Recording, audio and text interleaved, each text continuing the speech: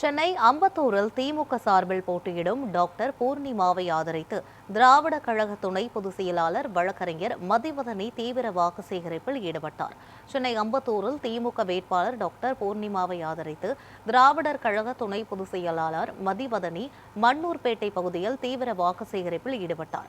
கூட்டத்தில் பேசிய அவர், குடும்ப கட்டுப்பாடு மற்றும் தொகுதி மறுவரையறை விவகாரங்களில் மத்திய அரசு தமிழகத்திற்கு அநீதி செய்வதாக குற்றம் சாட்டினார்.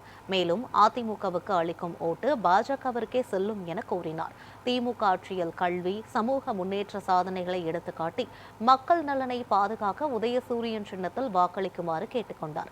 அதேபோல பொதுமக்களை நேரடியாக சந்தித்து அவர்களின் தேவைகளை அறிந்து செயல்படும் திமுக வேட்பாளர் பூர்ணிமாவுக்கு ஆதரவளிக்க வேண்டும் என வலியுறுத்தினார்.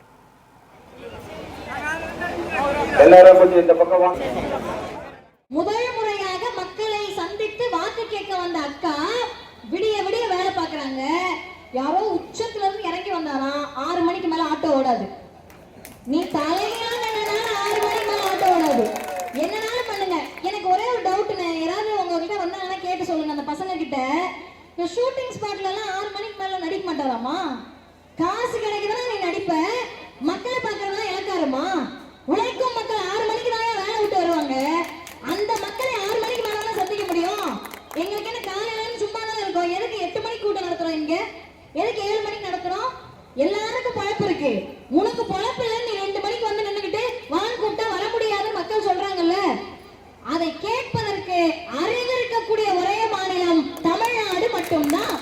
இதை சீர்குலைக்க நினைக்க எந்த சக்தி வந்தாலும் விடமாட்டோம். மோடி, அமித்ஷா என்ன சொல்றாங்கன்னா, அப்படிலாம் 25 எடுத்து ஃபெயில் ஆனவங்களை கண்டிக்க முடியாது. 100 மார்க் எடுத்த தமிழ்நாடு தான் கண்டிப்போம். தமிழ்நாட்டில் இருக்க எம்பிக்களை குறைப்போம். சொன்ன பேச்சு கேட்காம திமிர்த்தனத்தோட தடித்தனத்தோட சுத்திக்கிட்டு இருக்க வட இந்திய மாநிலத்தை பாதுகாப்போன்னு உத்தரப்பிரதேசத்துல 80 இருக்க எம்பிக்களை 140 மாத்த போறாங்கக்கா. நமக்கு